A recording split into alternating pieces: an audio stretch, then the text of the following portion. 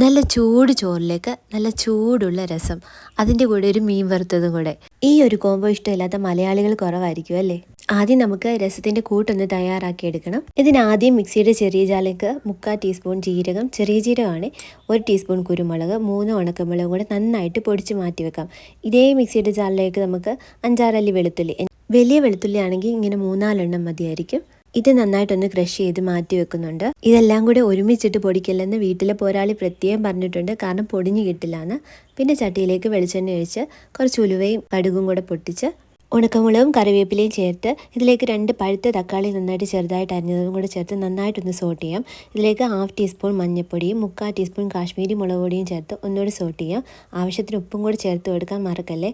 പിന്നെ നമ്മൾ തയ്യാറാക്കി വെച്ചിരിക്കുന്ന ഈ രസക്കൂട്ടും കൂടെ ഇട്ട് കൊടുത്ത് ഈ ടൈമിൽ നമ്മൾ ക്രഷ് ചെയ്ത് വെച്ചിരിക്കുന്ന വെളുത്തുള്ളിയും കൂടെ ചേർത്ത് കൊടുക്കണേ. ഞാൻ ചെറുതായിട്ടൊന്ന് മറന്നുപോയി.